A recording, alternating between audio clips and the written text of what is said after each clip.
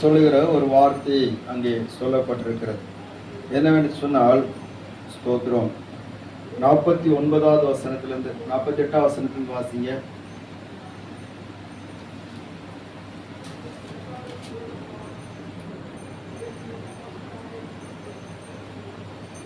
ஸ்தோத்திரம். ஜீவ அப்பம் நானே, உங்கள் பிதாக்கள் வனாந்தரத்தில் மன்னாவை புசித்திருந்தும் மரித்தார்கள். இதிலே புசிக்கிறவன் மரியாமலே இருக்கும்படி வானத்திலிருந்து இறங்கின அப்பம் இதுவே. நானே வானத்திலிருந்து இறங்கின ஜீவ அப்பம். இந்த அப்பத்தை புசிக்கிறவன் என்றென்றைக்கும் பிழைப்பான். நான் கொடுக்கும் அப்பம் உலகத்தின் ஜீவனுக்காக நான் கொடுக்கும் என் மாமிசமே என்றார். ஸ்தோத்திரம். அடுத்தல ஆண்டவர் சொல்லுகிற போது 53வது வசனத்தில் சொல்லுகிறார், அதற்கு இயேசு அவர்களை நோக்கி, நீங்கள் மனுஷகுமாரனுடைய மாம்சத்தை புசியாமலும் இரத்தத்தை பானம் பண்ணாமலும் இருந்தால் உங்களுக்குள்ளே ஜீவன் இல்லை என்று மெய்யாகவே மெய்யாகவே உங்களுக்கு சொல்லுகிறேன். என் மாம்சத்தை புசித்து என் இரத்தத்தை பானம் பண்ணுகிறவனுக்கு நித்திய ஜீவன் உண்டு, நான் அவனை கடைசி நாளிலே எழுப்புவேன் என்று சொல்லி ஆண்டவர் சொல்லி இருக்கிறத நம்ம பார்க்க முடிகிறது. அருமையானவர்களே, ஆண்டவராய் இயேசு கிறிஸ்து அவர் இந்த உலகத்திலே அவர் மனிதனாக, அவர் பரிசுத்தமான ஒரு மனிதனாக இந்த உலகத்தில் அவர் வாழ்ந்தார். ஸ்தோத்திரம். அவருடைய அன்பிற்கு இணை ஒன்றுமே இல்லை. அவருடைய அற்புதத்தை பார்த்தவர்கள், அவருடைய அதிசயத்தை பார்த்தவர்கள் இந்த ஆண்டவரத்தில் போனால் நமக்கு ஒரு குறையும் இருக்காது என்று சொல்லி எண்ணி அவரை ஒரு கூட்டம் பின்பற்றினது.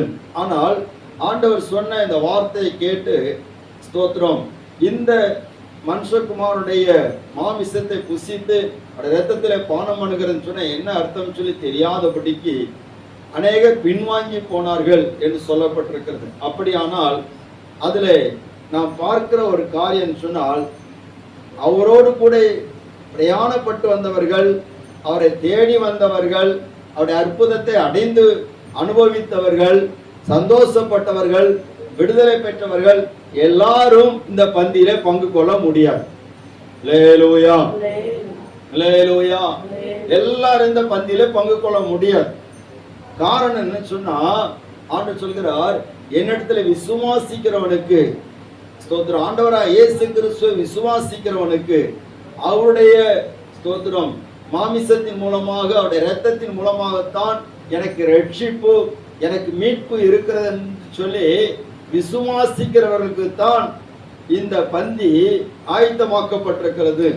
அவர்கள் தான் இயேசுவோடு நிலைத்திருக்கிறவர்களா இருக்கிறார்கள், இயேசுவோடு இணைந்திருக்கிறவர்களா இருக்கிறார்கள், இயேசுவோடு ஒரே சரீரமாக அவர்கள் இணைக்கப்படுகிறார்கள்.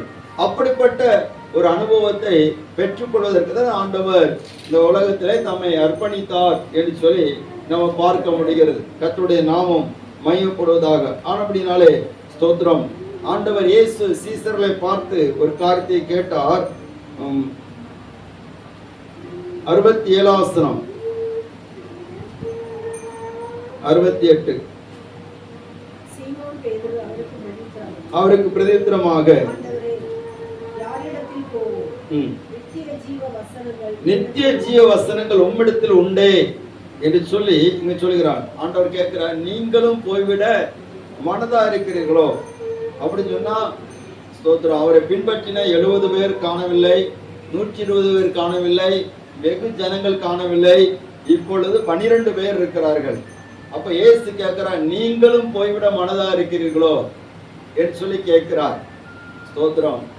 ஆண்டவர் பெரும் கூட்டத்தை கண்டு மிரளுகிறவர் கிடையாது. சிறு கூட்டமாக இருந்தாலும் அவருக்கு உண்மையான கூட்டமாக இருக்கணும். அல்லேலூயா. சிறு கூட்டமாக இருந்தாலும் அவரை முழு இதயத்தோடு விசுவாசிக்கிற கூட்டமாக இருக்கணும். அவருடைய வார்த்தைக்கு, ஆண்டவரே நீங்க என்ன சொன்னாலும் நாங்க அர்ப்பணிக்கிறோம் என்று சொல்லி அவருக்கு அர்ப்பணிக்கிற கூட்டமாக இருக்கணும். ஆண்டவர் அதைத்தான் எதிர்பார்க்கிறார். பேதுரு உடனே சொல்லுகிற, ஆண்டவரை யாரிடத்தில் போவோம், நித்திய ஜீவ வசனங்கள் உம்மிடத்தில் உண்டே என்று சொல்லி அவர் சொல்லுகிறத பார்க்க முடிகிறது. ஆனாலும் இயேசு சொல்லுகிறாரு, ஸ்தோத்திரம், உங்களில் 12 பேரை நான் தெரிந்திருக்கிறேன், உங்களுக்குள்ளும் ஒருத்தன் எப்படி இருக்கிறான், பிசாசா இருக்கான். அல்லேலூயா, ஸ்தோத்திரம். அப்ப அதுல ஆண்டவர் எல்லாருமே தெரியுது. நம்முடைய இருதயம் யார் யார் எப்படின்னு சொல்லிட்டு யாரும் இயேசுவுக்கு சொல்ல வேண்டியது இல்லை. அவருக்கு எல்லாரையும் தெரியும். அல்லேலூயா, அல்லேலூயா. அந்த ஆண்டவர் இயேசு இந்த காரியத்தை, என் மாம்சத்தை புசித்து என் இரத்தத்தை பானம் பண்ணுகிறவனுக்கு நித்திய ஜீவன் உண்டு என்று சொல்லி அவர்களுக்கு வாக்கு பண்ணின தேவன் இந்த மாமிசத்தை அவர் பஸ்காவாக ஆசரிக்க அவர் ஒப்பு கொடுக்கிற நாளிலே நடந்த காரியத்தை தான் நாம் இந்த நாளிலே கொஞ்சம் தியானிக்க போகிறோம். யோவான் எழுதின சுவிசேஷம் 13வது அதிகாரம் 13வது அதிகாரத்திலே இந்த கர்த்தருடைய பந்தி ஸ்தோத்திரம் ஆண்டவர் இயேசு அவர் காட்டி கொடுக்கப்பட்ட அந்த ராத்திரி என்று சொல்லி 1 கொரிந்தியர் 11வது அதிகாரத்திலே பவுல் சொல்கிறார். ஆண்டவராய் இயேசு கிறிஸ்து, கர்த்தராகிய இயேசு கிறிஸ்து காட்டுக்கு எடுக்கப்பட்ட அந்த ராத்திரியிலே என்று சொல்லப்பட்டிருக்கு. அப்படியானால் ஆண்டவர் காட்டி கொடுக்கப்பட்ட அந்த ராத்திரியில் சொல்லி ஒரு அடையாளம் சொல்லப்பட்டிருக்கிறது. அல்லேலூயா, ஸ்தோத்திரம். பாருங்க, அன்றைக்கு ராத்திரி நடந்த காரியம் என்னது என்று சொல்லிதான் நம்ம பார்க்கிறோம். அந்த காரியத்தை ஆண்டவர் செய்கிற போது ஆண்டவர் சில கட்டளைகளையும் கொடுக்கிறார். யோவான் சுவிசேஷம் 13வது அதிகாரத்தில் நம்ம பார்க்கும்போது ஸ்தோத்திரம் 3வது வசனத்தை 4வது வசனத்தை வாசிக்கலாம். எல்லாவற்றையும் ஒப்பு கொடுத்தார் என்பதையும் இயேசு அறிந்து எழுந்து வஸ்திரங்களை கழற்றி வைத்து தண்ணீர் வார்த்து சீஷருடைய கால்களை கழுவவும் தாம் கட்டி கொண்டிருந்த சீலையினால் துடைக்கவும் தொடங்கினார். அல்லேலூயா. ஆண்டவர் எல்லாவற்றையும் அறிகிறார். பிதாவாகிய தேவனிடத்திலிருந்து அவர் வந்ததையும் அவர் போகிறதை அறிந்து எல்லாம் அவருடைய கையில ஒப்பு கொடுக்கப்பட்டிருக்கிறது. எல்லாம் அவருடைய கையில ஒப்பு கொடுக்கப்பட்டிருக்கிறது சொன்ன என்ன அர்த்தம்? ஸ்தோத்திரம். இந்த முழு மனுக்குலத்துடைய மீட்பு எல்லாமே யாரிடத்தில் ஒப்பு கொடுக்கப்பட்டிருக்கிறது? இயேசுவிடத்தில் ஒப்பு கொடுக்கப்பட்டிருக்கிறது. அல்லேலூயா. மீட்பு ஒப்பு கொடுக்கப்பட்டிருக்கிறது. அதே நேரத்தில் நியாய தீர்ப்பு அவருடைய கையில் தான் ஒப்பு கொடுக்கப்பட்டிருக்கிறது. ஸ்தோத்திரம். எல்லா ஜனங்களுக்கும் நித்திய ஜீவனை கொடுக்கக்கூடிய அந்த மிகப்பெரிய பொறுப்பு இயேசுவிடத்தில் இருக்கிறது. அதை ஆண்டவர் அறிந்தவராக இந்த மிகப்பெரிய பொறுப்பை அவர் பெற்றுக்கொண்டவராக அவர் ஒரு ஏக்கத்தோடு கூட அந்த இடத்துல இருக்கிறதை பார்க்க முடிகிறது. ஏசாயா 6வது அதிகாரத்திலே ஏசாயாவை பார்த்து ஆண்டவர் கேட்கிறார், ஒரு கேள்வி கேட்கிறார். 6வது அதிகாரம் 8வது வசனம். ஸ்தோத்திரம். யாரை நான் அனுப்புவேன், யார் நமது காரியமாக போவான் என்கிற ஒரு வார்த்தை அங்கு சொல்லப்பட்டிருக்கிறது. அல்லேலூயா. அப்படியானால் ஒவ்வொரு காலகட்டத்திலையும் ஆண்டவர் ஒவ்வொருவரையும் தெரிந்து கொள்கிறார். ஸ்தோத்திரம்.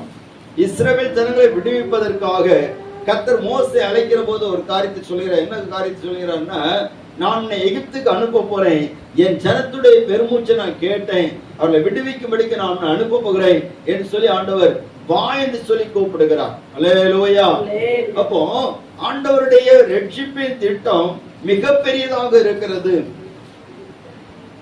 அதுக்கு முன்னாடி ஆபிரகாமை ஆண்டவர் அழைத்தார், வா நான் காண்பிக்கிற தேசத்துக்கு நீ போ என்று சொல்லுகிறார். முதலாவது வா என்று சொன்னார், அடுத்தது நான் காண்பிக்கிற தேசத்துக்கு போ என்று சொன்னார். அல்லேலூயா. அதே போல இஸ்ரவேல் ஜனங்கள் அடிமையா இருக்கும் போது மோசே ஆண்டவர் அழைக்கிறார், வா என் ஜனத்துடைய கூக்குரல் இருக்குது, என் ஜனம் இத்தனை நாள் 430 வருஷம் அடிமையா இருந்துட்டாங்க, இனி அவங்க அடிமையா இருக்கக்கூடாது என்று சொல்லி அவர்களுக்கு ஒரு சுயாதீனத்தை கொடுக்க போகிறேன், அவங்களுக்கு சில ஒரு தேசத்தை நான் வாக்கு பண்ணி இருக்கிறேன், அந்த தேசத்தை நான் கொடுப்பதற்காக நீ தான் அழைச்சிட்டு போன்னு சொல்லி ஆண்டவர் அழைக்கிறார். அல்லேலூயா. அதே போலதான் ஒவ்வொரு காலகட்டத்திலையும் தீர்க்கதரிசிகளை ஆண்டவர் அழைக்கிற போது ஆண்டவர் அப்படித்தான் அழைக்கிறார். தேவன் சுதரம் எரேமியா அழைக்கும் போது சொல்லுகிறார், நீ உன்னை சிறு பிள்ளைன்னு சொல்லி சொல்லாத, நான் சொல்லுகிறத நீ அப்படி சொல்லு. அப்ப ஆண்டவர் எவ்வளவு அன்புள்ளவராக இருக்கிறார். தம்முடைய ஜனத்தின் மேல் பேசுவதற்காக, தம்முடைய ஜனங்களிடத்தில் பேசுவதற்காக, இவர்களை நான் எப்படியாவது என்னுடைய அன்பை விளங்க பண்ணணும் என்பதற்காக ஒவ்வொரு காலகட்டத்திலையும் ஒவ்வொரு தேவ மனிதர்களை அவர் அழைத்து அவர்கள் மூலமாக பேசினார். அல்லேலூயா. செயல்பட்டார். ஏசாயை பார்த்து கேட்கிற, யாரை நான் அனுப்புவேன், யார் நமது காரியமா போவான்னு சொல்லி அவருடைய அந்த ஏக்கத்தின் பெருமை துணியை ஏசாயா கேட்ட போது ஏசாயா சொல்கிறார், இதோ அடியேன் இருக்கிறேன், என்னை அனுப்பும் என்று சொல்லி அவன் தன்னை அர்ப்பணித்த போது, அல்லேலூயா, கவனிக்கிறீங்களா? ஏசாயாவில் 66 ஆகமங்கள் இருக்கிறது. வேத பண்டிதர்கள் சொல்லுகிறார்கள், வேத புஸ்தகத்தில் உள்ள 66 ஆகமங்களையும் இந்த ஏசாயாவை நாம் உற்று படித்தால் காண முடியும் என்று சொல்லி, ஆதியாகமத்திலிருந்து வெளிப்படுத்தல் வரைக்கும் உள்ள அத்தனை புஸ்தகங்களே ஏசாயா தீர்க்கதரிசன புஸ்தகத்தில் நாம் பார்க்க முடியும் என்று சொல்லி நம்ம பார்க்க முடிகிறது. அல்லேலூயா. பழைய ஏற்பாட்டில் 39 புஸ்தகங்கள் இருக்கிறது. புதிய ஏற்பாட்டில் 26 புஸ்தகங்கள் இருக்கிறது. ஸ்தோத்திரம். அல்லேலூயா. பாருங்க, அதே போல பழைய ஏற்பாடு உள்ளடக்கிய புஸ்தகமாகி 39 அதிகாரம் வரைக்கும் ஏசாயாவில் நீங்க பாப்பீங்கன்னா, ஸ்தோத்திரம், அநேக தீர்க்க தரிசனங்கள் இருக்கும், தண்டனைகள் இருக்கும். ஆனா 40வது அதிகாரத்திலிருந்து ஒரு புதிய ஒரு அத்தியாயம் தொடங்குகிறது, ஒரு புதிய ஒரு மாற்றம் உண்டாகிறது. இஸ்ரவேல் ஜனங்களுக்கு கொடுக்கப்பட்ட அநேக வாக்குத்தத்தங்கள், ஸ்தோத்திரம், அநேக ஆறுதல்கள், அநேக சமாதானத்தின் வார்த்தைகள் எல்லாம் 40வது அதிகாரத்துக்கு பிற்பாடு அதிகமாக சொல்லப்பட்டிருக்கிறது நம்ம பார்க்க முடிகிறது. அதிலேயும் கர்த்தராகிய இயேசு கிறிஸ்துவுடைய அவர் நம்முடைய பாடுகளையும் துக்கங்களையும் சுமந்து அவர் நமக்காக எல்லாவற்றையும் செய்து முடிப்பதை ஏசாயா 53வது அதிகாரத்தில் அவர் சொல்லுகிறார். அல்லேலூயா, அல்லேலூயா. நமக்காக ஒருவர் ஸ்தோத்திரம் பிறப்பார், அவர் நம்முடைய துக்கங்களை ஏற்றுக்கொள்வார், பாடுகள் நிறைந்தவராக அவர் இருப்பார் சொல்லி ஏசாயா சொல்லுகிறார். அப்படியானால் ஆண்டவர் ஒவ்வொரு காலகட்டத்திலையும் ஒவ்வொரு தேவனுடைய மனிதர்கள் அழைத்து அவர் செயல்பட்டது போல கடைசி காலங்களிலே தம்முடைய குமாரன் மூலமாக செயல்பட ஆரம்பித்தார். எபிரேயர் 1வது அதிகாரம் 1-2 வசனங்களை நீங்க வாசிப்பீங்கன்னா தெரிந்து கொள்ள முடியும். பிள்ளைங்க யாராவது வாசிங்க. எபிரேயர் 1வது அதிகாரம் 1-2 வசனங்களை வாசிங்க.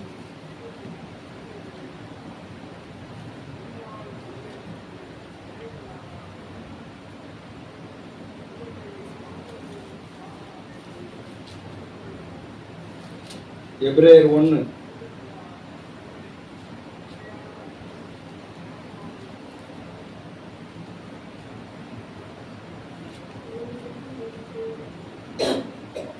ஒன்னாவது அதிகாரம் 1ஆம் வசனம் 2ஆம் வசனம்.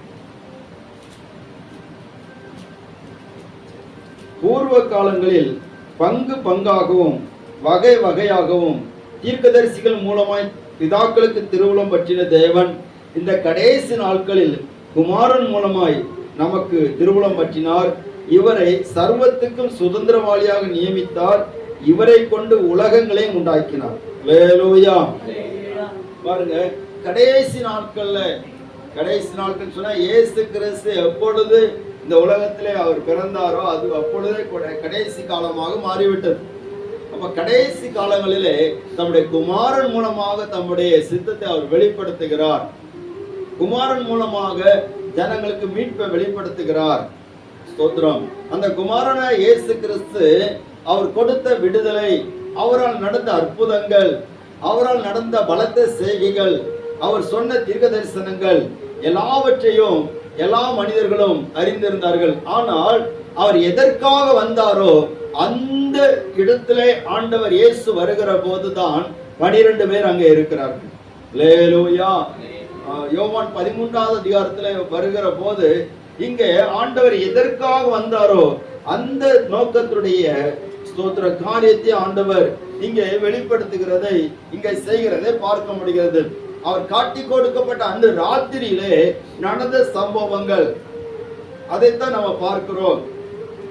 என்ன சம்பவம் நடந்தது அந்த ராத்திரியிலே? ஸ்தோத்திரம். நம்ம ஏற்கனவே போன ஞாயிற்றுக்கிழமை நம்ம தியானித்தோம். அவர் இந்த உலகத்தில் வந்த போது அவருக்குன்னு சொல்லி எதுவும் சொந்தமாக இருந்தது இல்லை. அவர் பிறக்கிற இடமா இருந்தாலும் சரி, வளர்ந்த ஊரா இருந்தாலும் சரி, வளர்ந்த ஊரு கூட அவருக்கு சொந்த ஊரு கிடையாது. எந்த ஊரு? நாசரேத். அவருக்கு அவர் பிறந்த இடம் இந்த பெத்லகேம், அதுதான் தாவீதின் ஊரு. அந்த ஊர்ல தான் பிறந்தாரு. ஆனா வளர்ந்தது நாசரேத் வளர்ந்தார். ஸ்தோத்திரம். அவர் ஞானஸ்நானம் எடுத்தது யோர்தான்ல எடுத்தாரு. இப்படி அவருடைய ஒவ்வொரு காரியங்களையும் பார்க்கும்போது சொந்தமா எதுவுமே கிடையாது. படகு கூட இன்னொருத்தருடைய படகுல தான் அவர் சவாரி பண்ணியிருக்கிறார். ஸ்தோத்திரம். கழுதை கூட இன்னொரு உரிமையாளனுக்கு சொந்தமான கழுதையை தான் அவர் எடுத்து ராஜாவாக பவனி வந்தார். அல்லேலூயா. ஸ்தோத்திரம். அதே போலத்தான் இந்த இடத்துல கூட அவருடைய பந்தியை அவர் ஆசரிக்கும் போது, பஸ்கா ஆசரிக்கும் போது கூட அவர் சொல்லுகிறார், நீங்க நேர போங்க, நகரத்துல போச்சு மெத்துல ஒரு மனுஷன் தண்ணியை சுமந்துட்டு வருவான், அவன் போகிற வீட்டுல போயாச்சுன்னா அந்த வீட்டு எஜமான பார்த்து சொல்லுங்க, நான் என் சீசரோட கூட பந்தி ஆசரிக்க வேண்டும் சொல்லி போதகர் சொல்லுகிறார் சொல்லி சொல்லுங்க சொன்னோன்னு அவன் மேல் வீட்டு அறையை காட்டி கொடுக்கிறான். அல்லேலூயா. ஸ்தோத்திரம். அந்த அந்த வீடு கூட இயேசுவுக்கு சொந்தமானது இல்ல. ஸ்தோத்திரம். அவர் இந்த உலகத்தில் வந்த போது அவர் தம்மை தரித்திரமாக, ஸ்தோத்திரம், முழுவதுமாக தம்மை மாற்றியிருந்தார். அவருக்கு தான் எல்லாம் சொந்தம். ஆனா இந்த உலகத்தில் அவர் வந்த வேளையில எதுவும் சொந்தமாக அவர் உரிமை பாராட்டவில்லை. அல்லேலூயா. இது நமக்கு ஒரு நல்ல ஒரு எடுத்துக்காட்டு. ஸ்தோத்திரம். சரி பாருங்க, இந்த இடத்துல பார்க்கும்போது இயேசு அந்த பந்தியை ஆண்டவர் ஆயத்தப்படுத்தி என்ன பண்ணுகிறாருன்னா, அந்த பஸ்கா ஆசரிக்கப்படுகிற போது எல்லா ஜனங்களும், எல்லா இஸ்ரவேலரும், உலகத்தில் உள்ள எல்லா இஸ்ரவேலரும் எங்க வந்துருவாங்கன்னா எருசலேமுக்கு வந்துருவாங்க. ஏற்கனவே பஸ்கா பண்டிகை கொண்டாடுது. ஆண்டவருடைய கட்டளை அதுதான்.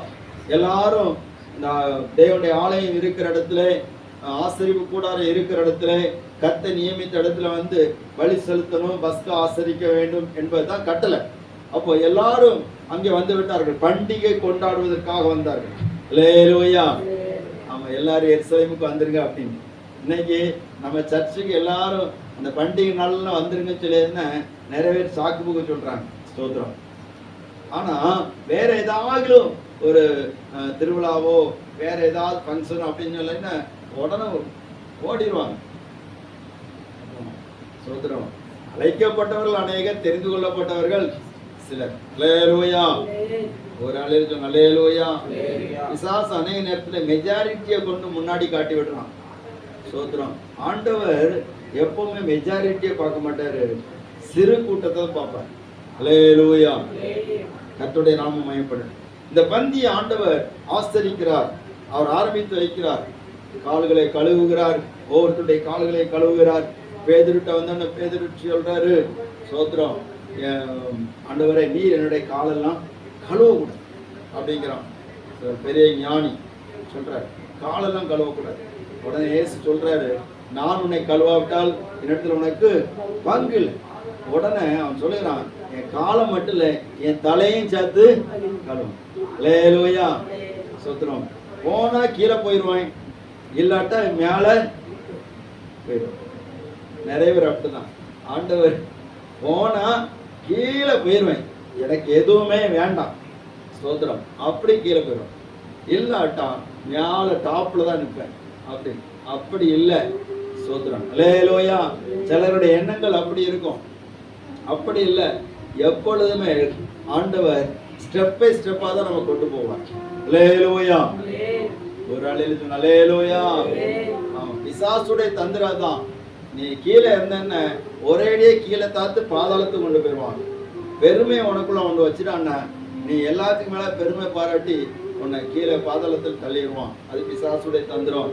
இந்த ஸ்தோத்திரம். அவன் ஒவ்வொருத்தரையா சோதிச்சுட்டு வரான் பாருங்க, நல்லா கவனிக்கணும். பேதுருட்டு அடிக்கடி வாரான், ஆண்டவருடைய கிருபையினால அவன் தப்பி போறான். அல்லேலூயா. சீசர்களுக்குள்ளால சந்தேகங்களை கொண்டு வருகிறான். ஒவ்வொருத்தரும் ஒவ்வொரு கேள்வி கேட்கிறான். அதுல எல்லாவற்றையும் ஆண்டவர் பதில் கொடுத்து அவங்களை சீர்படுத்துறாரு. ஆனா ஒருத்தருக்கு எச்சரிப்பு கொடுத்துட்டே இருந்தாரு. யாருக்கு? ஆரம்பத்துல இருந்து எச்சரிப்பு கொடுத்துட்டே இருந்தாரு. ஆனா இவனுக்கு தெரியுது ஆண்டவர் நம்மளதான் சொல்றாரு தெரியுது. ஆனாலும் அவன் அந்த இடத்துல பிசாசுக்கு இடம் கொடுத்து அவன் போய்விட்டான். சாத்தான் அவனுக்குள் புகுந்தான் என்று சொல்லப்பட்டிருக்கிறது. அல்லேலூயா. ஆமா, ஸ்தோத்திரம். 2வது வசனம் சொல்லப்பட்டிருக்க, சீமோனின் குமாரனாகிய யூதாஸ் காரியத்தை அவரை காட்டி கொடுக்கும்படி பிசாசானவன் அவன் இருதயத்தை தூண்டின பின்பு. அப்போ பிசாசு இருதயத்தை நினைக்கிறான், தூண்டுகிறான். இன்னொரு வசனம் சொல்லப்பட்டிருக்கு, பிசாசு அவனுக்குள்ளே புகுந்தான். லூக்கா சுவிசேஷம்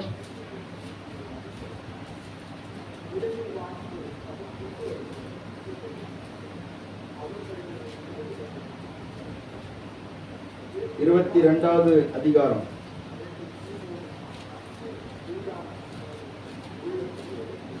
சரி, எடுத்தவங்க வாசி.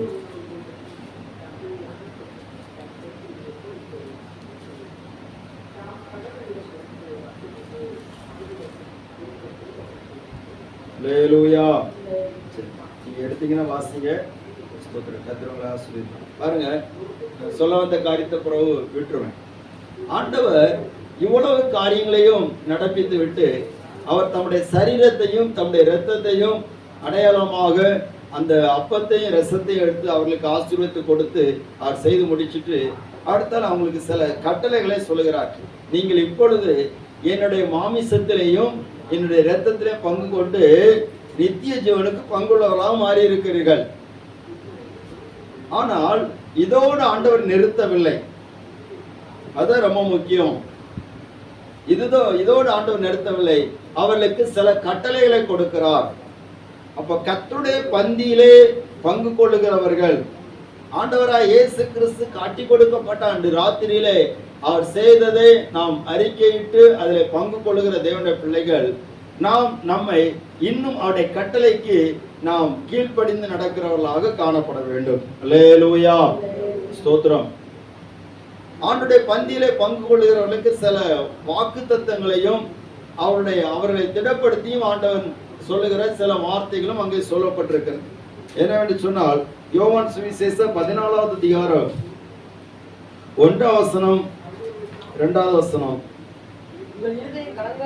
உங்கள் இருதயம் கலங்காதிருப்பதாக தேவனிடத்தில் விசுவாசமாயிருங்கள். அல்லேலூயா. இந்த மாமிசத்திலேயும் இந்த இரத்தத்திலேயும் பானம் பண்ணுகிறவர்களுக்கு ஆண்டவர் சொல்லுகிற ஒரு காரியம், உங்கள் இருதயம் கலங்காதிருப்பதாக. அல்லேலூயா. என்னுடைய பாடுகளோடு உங்களுக்கு ஒரு ஐக்கியம் வந்துவிட்டது, ஆனபடினாலே உங்கள் இருதயம் கலங்காதிருப்பதாக என்று சொல்லுகிறார். அடுத்தது சொல்லுகிறார், 2ஆம் வசனம் சொல்லப்பட்டிருக்கிறது, என் பிதாவின் வீட்டில் அநேக வாசஸ்தலங்கள் இருக்கிறது, அப்படி இல்லாதிருந்தால் நான் உங்களுக்கு சொல்லியிருப்பேன், ஒரு ஸ்தலத்தை உங்களுக்காக ஆயத்தம் பண்ண போகிறேன். அல்லேலூயா. எப்படிப்பட்ட ஒரு நல்ல வார்த்தை சொல்லுகிறார். முதலாவது, உங்களுடைய கலக்கங்கள் எல்லாம் மாறணும். இந்த உலகத்தில் நீங்க எதை கண்டு நீங்க கலக்காதீங்க. ஒருவேளை நீங்க சில காரியங்களை குறித்து கலக்கத்தோடு இருக்கலாம், சில போராட்டங்களை நினைத்து கலக்கத்தோடு இருக்கலாம், நடந்த காரியங்கள் உங்களை கலங்க பண்ணி இருக்கலாம், இல்லாவிட்டால் நடக்க போகிறதாக சில காரியங்கள் உங்க மனதில் நீங்க சிந்தித்து கலங்கி கொண்டிருக்கலாம். ஆண்டு சொல்கிறார், உங்கள் இருதயம் கலங்காதிருப்பதாக. அல்லேலூயா, அல்லேலூயா. உங்க இருதயம் கலங்க வேண்டாம். எல்லா கலக்கத்தையும் அவர் மாற்றிவிட்டார், எல்லா கலக்கத்தையும் அவர் ஏற்றுக்கொண்டார். ஆனா உங்க இருதயம் கலங்கக்கூடாது, நீங்க கலங்கிறவே செய்யாதீங்க என்று சொல்லி ஆண்டவர் எவ்வளவு தைரியப்படுத்துகிற தம்முடைய சீசர்களை. அல்லேலூயா. சில நேரத்துல யாராவது சில வார்த்தைகள் சொன்னு நம்ம கலங்கி போறோம், ஆனா ஆண்டவர் சொல்ல, நீ கலங்காத அப்படிங்கிறார். 2வது சொல்கிறார், நான் உங்களுக்காக ஒரு ஸ்தலத்தை ஆயத்தம் பண்ண போகிறேன். உங்களுக்குன்னு சொல்லி ஒரு ஸ்தலத்தை ஆயத்தம் பண்ண போகிறேன். பாருங்க, இயேசு இந்த உலகத்துல வந்தபோது அவருக்குன்னு சொல்லி ஒரு ஸ்தலம் இல்லை. அவர் சொன்னார், நரிகளுக்கு குழிகளும் ஆகாயத்து பறவைகளுக்கு கூடுகளும் உண்டு, மனுஷகுமாரனுக்கோ தலை சாய்க்க இடமில்லை. அவருக்கு ஒரு ஸ்தலம் இந்த பூமியில இல்லை. ஆனா ஆண்டவர் சொல்லுகிறாரு, நீங்க என்னோடு ஸ்தோத்திர பங்கு கொண்டபடினாலே, பாடுகளோடு ஐக்கியம் கொண்ட அப்படின்னாலே, உங்களுக்காக ஒரு ஸ்தலத்தை நான் ஆயத்தம் பண்ண போகிறேன். அல்லேலூயா. பிதாவின் வீட்டுல அநேக வாசஸ்தலங்கள் இருக்கிறது, உங்களுக்கு சொல்லி ஒண்ணு நான் ஆயத்தம் பண்ண போகிறேன்னு சொல்லுகிறார். அப்போ இந்த உலகம் நமக்கு சொந்தமானது இல்லை என்பது நமக்கு நிச்சயமாக. இந்த உலகத்துல நம்ம இருக்கிற வீடானாலும் சரி, நாடானாலும் சரி, காடானாலும் சரி, எல்லாம் எவ்வளவு இருந்தாலும் ஒண்ணுமே கொண்டு போக முடியாது. அல்லேலூயா. எவ்வளவு பெரிய பணக்காரனா இருந்தாலும் அவன் செத்து போயிட்டான்னு சொன்னா, ஒரு அழகா சொன்னாங்க, என்னென்ன செத்து போனான்னு சொன்னா ஃப்ரீசர் பாக்ஸ் அவன் வாங்கி வச்சுக்க முடியாது, வாடகைக்கு தான் எடுக்கணும். அல்லேலூயா. எவ்வளவு பெரிய பணக்காரனா இருந்தாலும் அவனுக்குன்னு சொல்லி ஃப்ரீசர் பாக்ஸ் எப்படிதான் எடுக்கணும்? எல்லாரும் சொல்லுங்களேன், பிடிக்கலையோ வாடகைக்கு தான் எடுக்கணும். எத்தனை கோடி வச்சிருந்தாலும் சரி, 1000 கோடி வச்சிருந்தாலும் சரி, 2000 கோடி வச்சிருந்தாலும் சரி, 10,000 கோடி அவனுக்கு வச்சிருந்தாலும் சரி. சிலருடைய சொத்து மதிப்பு பார்த்தீங்கன்னா இத்தனை லட்சம் கோடி உங்களுக்கு சொத்து மதிப்பு. ஆனா செத்து போயிடுச்சுன்னா ஒண்ணும் கொண்டு முடியும், ஒரு ரூபா கூட கொண்டு போக முடியாது. அல்லேலூயா, சோத்திரம். அவனை சோத்திரம் பீஸா கூறு போட்டு கிலோ 2 ரூபான்னு சொல்லி வித்தாலும் வித்துருவாங்களே தவிர சோத்திரம் ஒண்ணுமே கொண்டு போக முடியாது. அல்லேலூயா.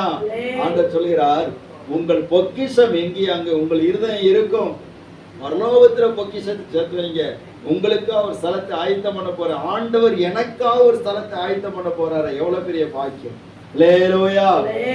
அங்க யாரும் உள்ள நுழைய முடியாது. அவர் யாருக்கு ஆயத்தமாக்கி இருக்கிறாரோ அவங்க தான் நுழைய முடியும்.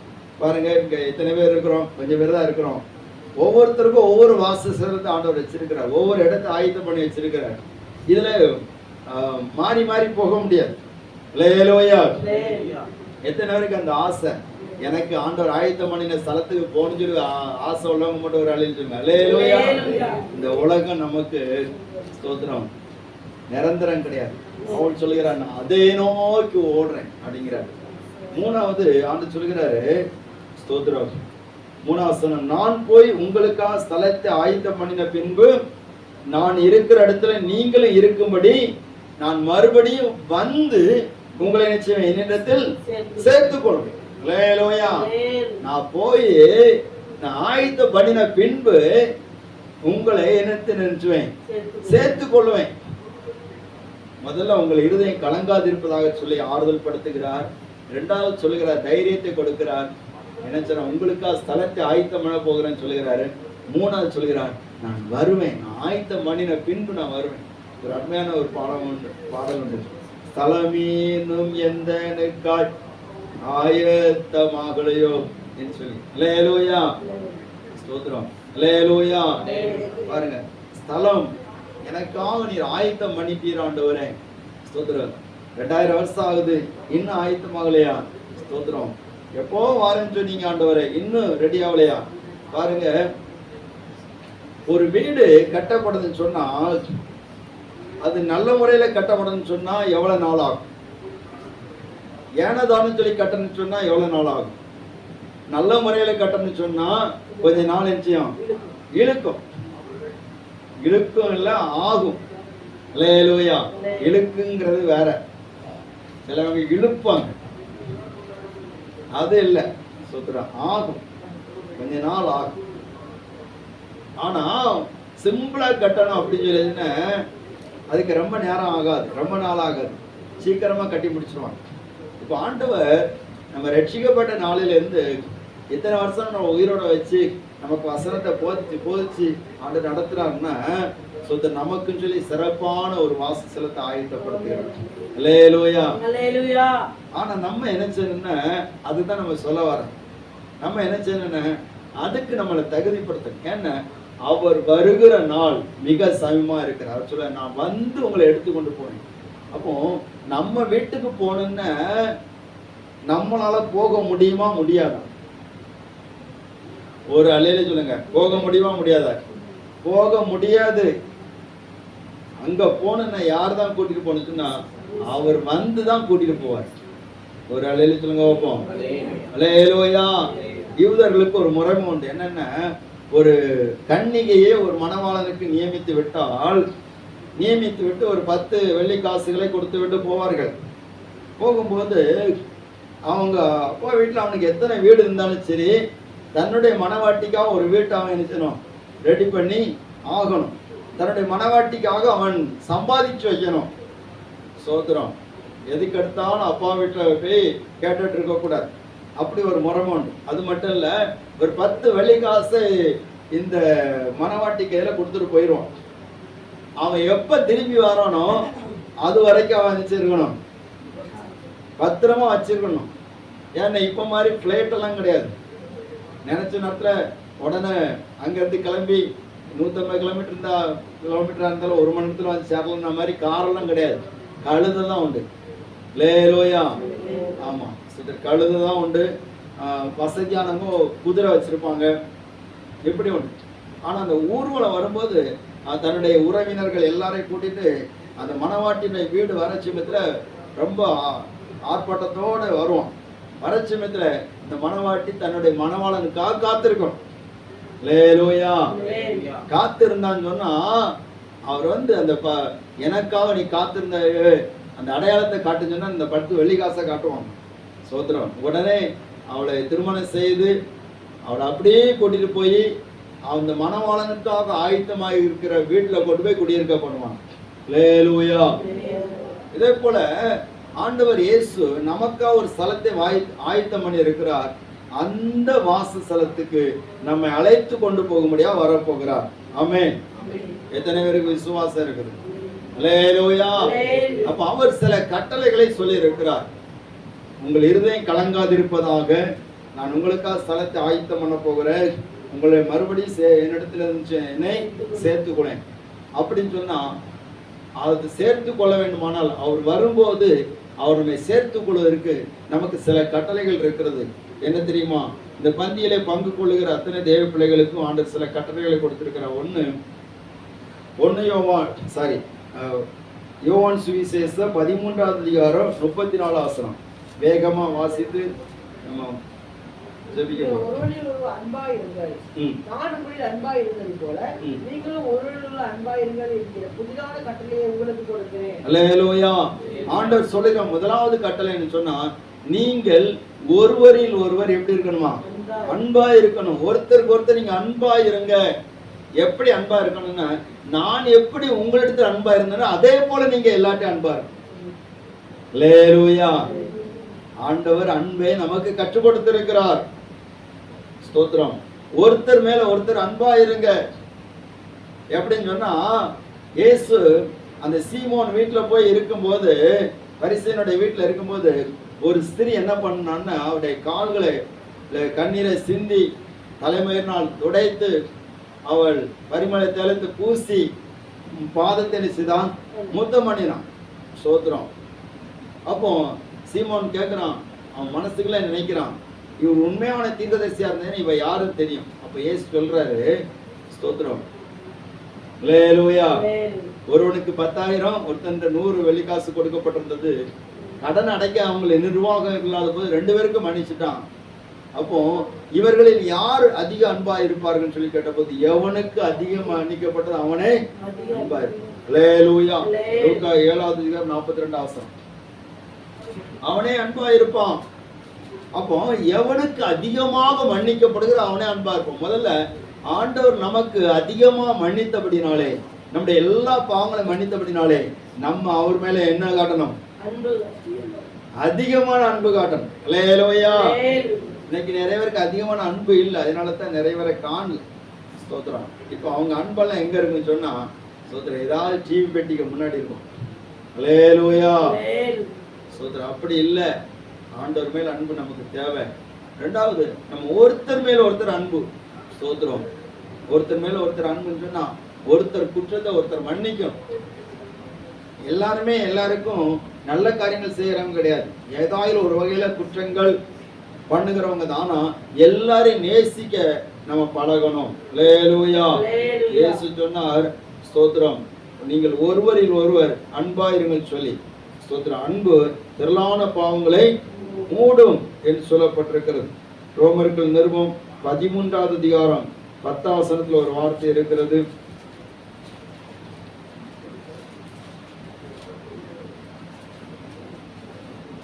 ரோமர் 13:10. அன்பானது பிறனுக்கு பொல்லாங்கு செய்யாது, ஆதலால் அன்பு பிறனுக்கு பொல்லாங்கு செய்யாது, யாருக்குமே தீங்கு செய்யாது.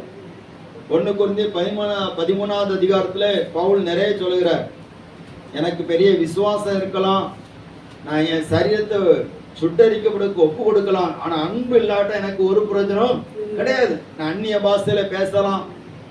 ஒரு அல்லேலூயா சொல்லுங்க. அல்லேலூயா. கொஞ்சம் இங்க எல்லாரும் கவனிங்க. ஸ்தோத்திரம்.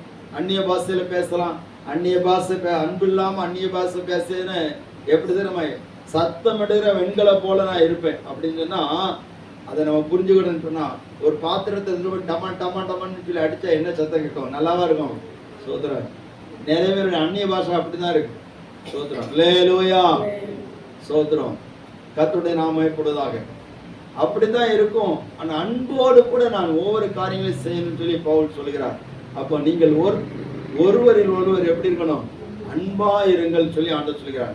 தன்னுடைய சகோதரன் மேல் அன்பு காட்டுறது 1 யோவான் ஸ்தோத்திரம் 1 யோவான் 4வது அதிகாரம் 7வது வசனம் சொல்லும், அன்பு தேவனால் உண்டாயிருக்கிறது என்று சொல்லப்பட்டிருக்கு. அன்புள்ளவன் தேவனை அறிந்து ஸ்தோத்திரம் அவரால் பிறந்து அவரை அறிந்திருக்கிறான் என்று சொல்லி நம்ம பார்க்க முடிகிறது. இரண்டாவது ஆண்டவர் நமக்கு சொன்ன ஒரு காரியம் யோவான் சுவிசேஷ 14வது அதிகாரம் 1வது வசனம்.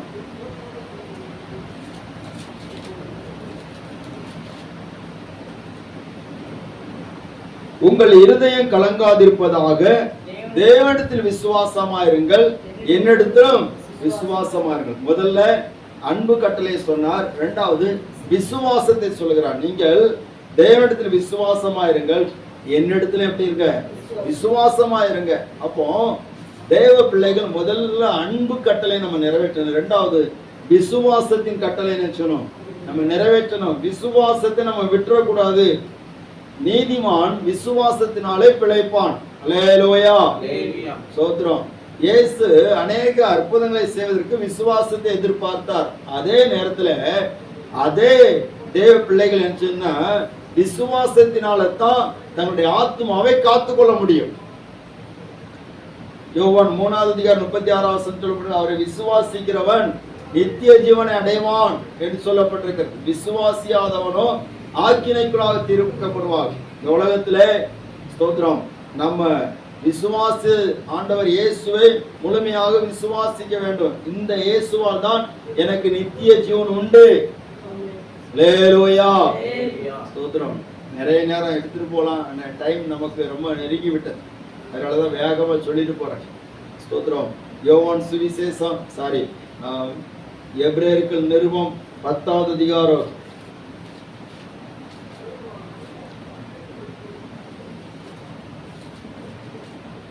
37, 38, 39. வருகிறவர் இன்னும் கொஞ்ச காலத்திலே வருவார், தாமதம் பண்ணார். விசுவாசத்தினாலே நீதிமான் பிழைப்பான், பின்வாங்கி போவானானால். அல்லேலூயா. பின்வாங்கி போனால் அவன் மேல் என் ஆத்மா பிரியமாயிராது. விசுவாசத்தினாலே நீதிமான் பிழைப்பான். ஸ்தோத்திரம். பின்வாங்கி போவானானால் அவன் மேல் என் ஆத்மா பிரியமாயிராது. அப்போ இந்த வார்த்தையை நம்ம வாசிக்கணும். ஆண்டவர் வேதம் சொல்லி வருகிறவர் இன்னும் கொஞ்ச காலத்துல வருவார். நாம கெட்டு போக பின்வாங்குறவர்களா இராமல் ஆத்மா ஈடேற விசுவாசிக்கிறவர்களா இருக்கிறோம். அல்லேலூயா. ஸ்தோத்திரம். நிறைய நேரத்துல நம்முடைய விசுவாச போராட்டம் வருது. இவ்வளவு நாள் ஆண்டவரை பின்பற்றி இருக்கிறேன், எனக்கு என்ன கிடைச்சது? ஆண்டவர் இருதயம் கலங்காது இருக்கட்டும். அல்லேலூயா. ஸ்தோத்திரம். விசுவாசமா இருங்க, தேவனிடத்தில் விசுவாசமா இருங்க, என்னிடத்துல விசுவாசமா இருங்க என்று சொல்லுகிறார். நான் உங்களுக்காக ரத்தம் சிந்தி இருக்கிறேன், உங்களுக்காக பாடுபட்டு இருக்கிறேன், என்னிடத்தில் விசுவாசமா இருங்க. நீங்க விசுவாசத்தை நீங்க காத்து கொண்டீங்கன்னா ஸ்தோத்திரம் உங்களுக்கான பலனை அவர் கொண்டு வருவார். அல்லேலூயா. ஸ்தோத்திரம். மூன்றாவது யோவான் சுவிசேஷம் 15வது அதிகாரம் 3வது வசனம் 4வது வசனம்.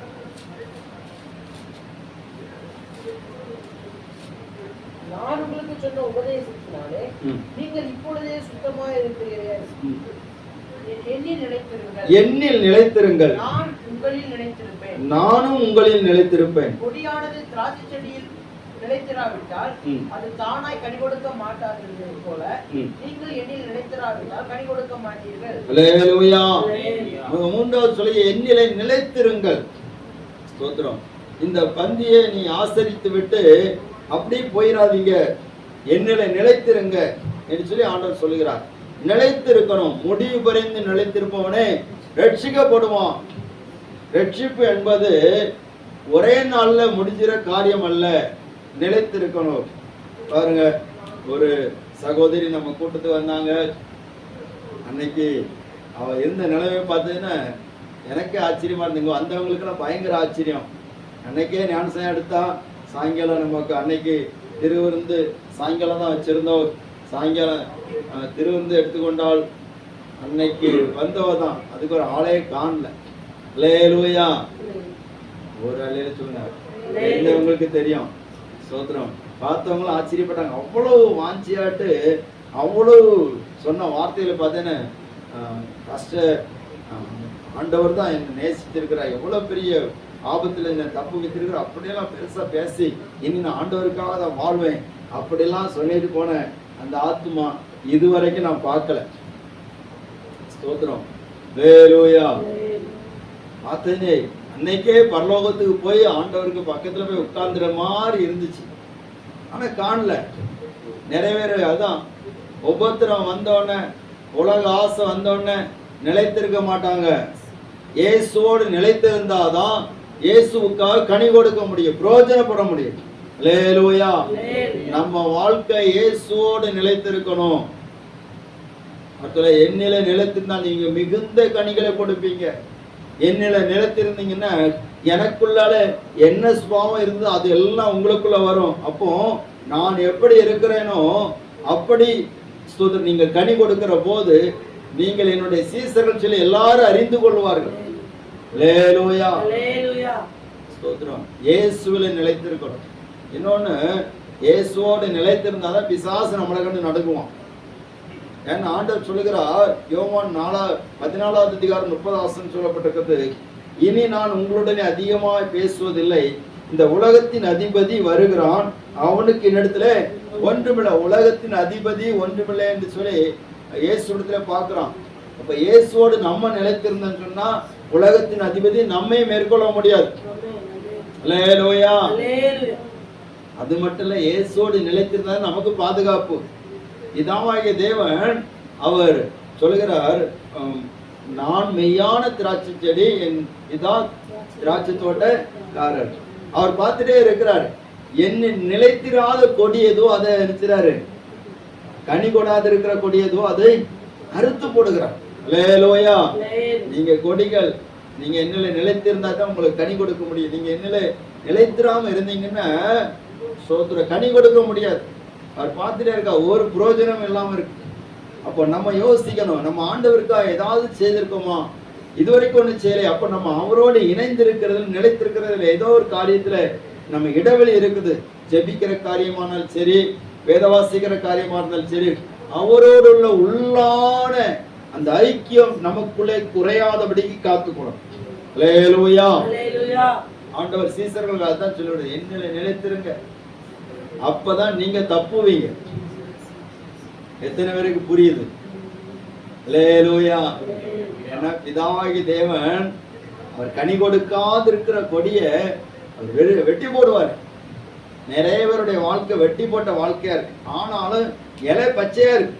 அவங்க என்ன நினைக்கிறாங்கன்னா இலை பச்சை இருக்கு, நான் ஆசீர்வாதமா தான் இருக்கு. இல்ல, வெட்டிட்டாரு. அல்லேலூயா. அது கொஞ்ச நாள்ல காஞ்சி போயிடும். காஞ்ச உடனே அக்கினியில தூக்கி போட்டுருவாங்க. ஸ்தோத்திரம்.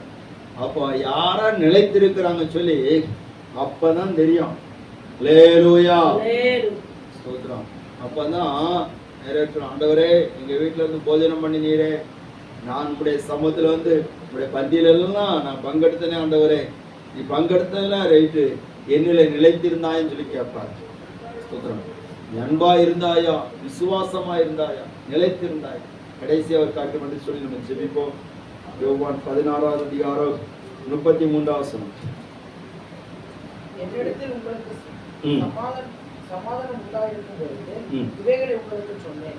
உலகத்தில் உங்களுக்கு உபத்திரவம் உண்டு, ஆனாலும் திடன் கொள்ளுங்கள், நான் உலகத்தை ஜெயித்தேன். அல்லேலூயா. நீங்கள் திடன் கொள்ளுங்கள். முதலாவது அன்பாயிருங்கள் சொல்லுகிறார், இரண்டாவது விசுவாசமாயிருங்கள் சொல்லுகிறார், மூன்றாவது நிலைத்திருங்கள் சொல்லுகிறார், நாலாவது சொல்லுகிறாரு திடன் கொள்ளுங்கள். உலகத்துல உங்களுக்கு உபத்திரவம் உண்டு, ஆனாலும் என்ன செய்யுங்க? திடன் கொள்ளுங்கள். என்ன பாடு வந்தாலும் நீங்க தைரியமா இருக்கணும். ஏன்னா நான் உலகத்தை ஜெயித்துட்டேன். இயேசு உலகத்தை ஜெயித்தார், பிசாசு ஜெயித்தார்.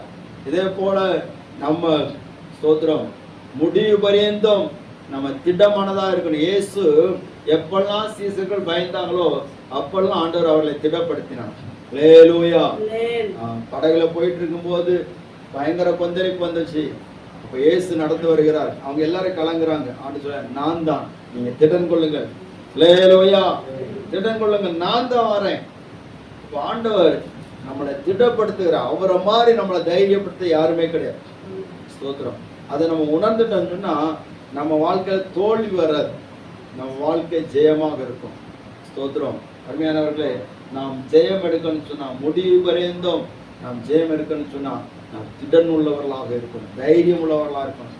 எதுக்கு எடுத்தாலும் உடனே விழுந்துடக்கூடாது, எதுக்கு எடுத்தாலும் உடனே சோர்ந்துடக்கூடாது. ஹல்லேலூயா. பின்வாங்கிடக்கூடாது. திட மனசுள்ளவங்களாக கர்த்தர் நம்மிடத்துல எதிர்பார்க்கிறார். கடைசி அந்த ஒரு வசனத்தை வாசித்து நம்ம செபிப்போம். 1 கொரிந்தியர் 16வது அதிகாரம் 13வது வசனம்.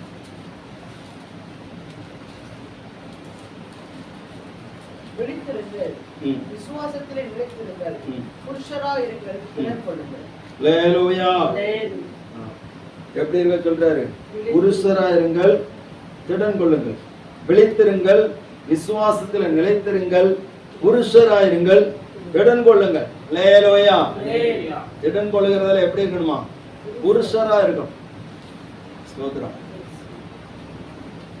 அப்போ நம்ம திடன் கொள்ளதுக்கு ஆண்டவர் வச்சிருக்கிறாங்க. திடன் கொள், பயப்படாத, திடன் கொள். என்ன வந்தாலும் யுத்தங்கள் வரட்டும், நீ திடன் கொள். ஹல்லேலூயா. கொள்ளை நோய் வரட்டும், நீ எப்படி இரு? திடன் கொள். ஹல்லேலூயா. என்ன உபத்திரம் உனக்கு நேரா வரட்டும், திடன் கொள். இயேசுவை பின்பற்றுவதற்கு என்ன போராட்டம் வந்தாலும் நீ திடன் கொள். இயேசுவை, நான் உலகத்தை ஜெயித்துட்டேன், நீ திடன் கொண்டேன்னு சொன்னா எல்லாத்தையும் ஜெயித்துருவ. எந்த பாடுகளை நீ ஜெயித்து முன்னேறிடும். நம்ம எல்லாரும் ஜெபிப்போம். ஆண்டோடைய வார்த்தைக்காக நம்ம எல்லாரும் முழங்கால் படிக்கிட்டு ஸ்தோத்திரம். ஹல்லேலூயா. இயேசுவே,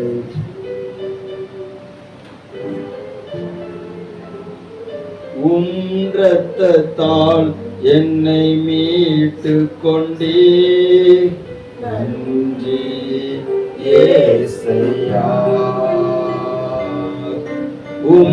இரத்தத்தால் என்னை மீட்டு கொண்டீர், நன்றி இயேசையா.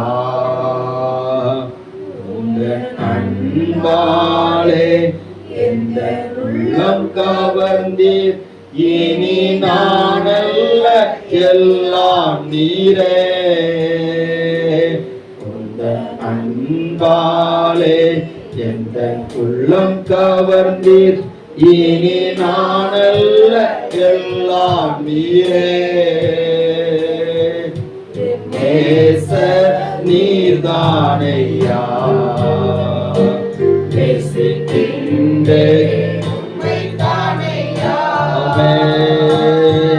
என் நேசர் நீர்தானையா, நேசிக்கின்றேன் உம்மைத்தானையா. துன்பமோ அமே, துன்பமோ துயரமோ வேதனையோ உம்மை விட்டு பிரிப்பதில்லை.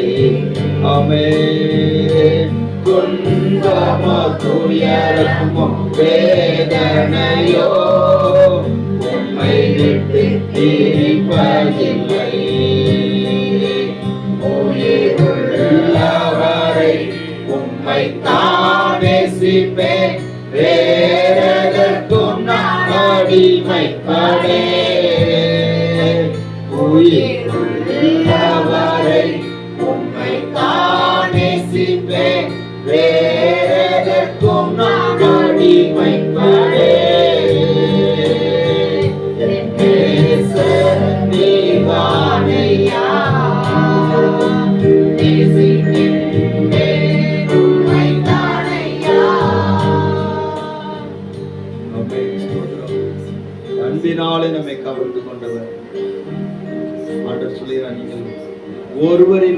அன்பா இருங்க. யார் மேல கசப்பு வைக்காண்டாம்.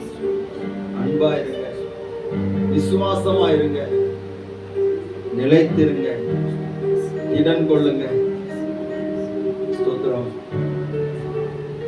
இருதயம் கலங்காது இருக்கட்டும். ஹல்லேலூயா. உங்களுக்காக ஸ்தலத்தை ஆயத்தம் பண்ணி போகிறேன். ஆயத்தம் பண்ணின பின்பு வந்து உங்களை அழைத்து செல்வேன். அவர் எப்படி அழைத்து செல்வார்? ஆவியானவர் மூலமா நம்மை அழைத்து செல்வார்.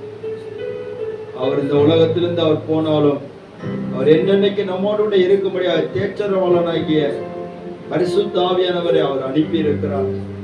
நான் போகிறேன், நான் போகிறது நல்லது, என்றென்றைக்கு உங்களுடனே இருக்கும்படியாக தேற்றரவாளனை நான் உங்களுக்கு அனுப்புக இருக்கிறேன் என்று சொல்கிறார்.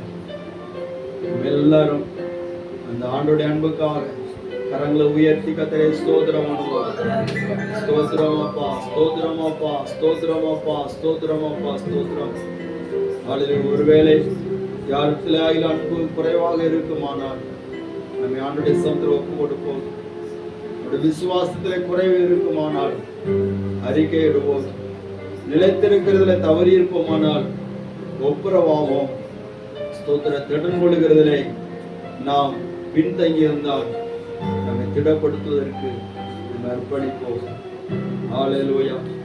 எந்தெந்த காரியத்தில் நீங்க திடன் கொள்றீங்களோ அந்தந்த விஷயத்துல பிசாசு ஜெயிப்பீங்க, அந்த சூழ்நிலையை நீங்க ஜெயிப்பீங்க. ஆண்டவர் சொல்லுகிறார், ஸ்தோத்திரம், என்னுடைய கட்டளை நீங்க நிறைவேற்றணும். ஸ்தோத்திரம். ஆமென். Thank you Jesus. Hallelujah. Hallelujah. Hallelujah. ஸ்தோத்திரம். கரங்களை தருகிறோம் அப்பா. வார்த்தை எங்களை உருவாக்கி நடத்தட்டும். இயேசுவின் நாமத்திற்கு பிதாவே. நேரத்திலே நாம் ஒரு பாடலை பாடுகிற போது ஸ்தோத்திரம், நாம் கர்த்தருடைய பந்திக்கு ஆயத்தமாகலாம். பின்னாடி தண்ணி வைக்கப்பட்டிருக்கிறது. 2 பேராக போய் ஒருவர் கால்களை ஒருவர் கழுவி ஸ்தோத்திரம், ஆண்டவராய் இயேசு நமக்கு நியமித்திருக்கிற அந்த ஐக்கியத்தை வெளிப்படுத்துவோம். கர்த்தரை ஆசீர்வதிப்பாராக. ஸ்தோத்திரம்.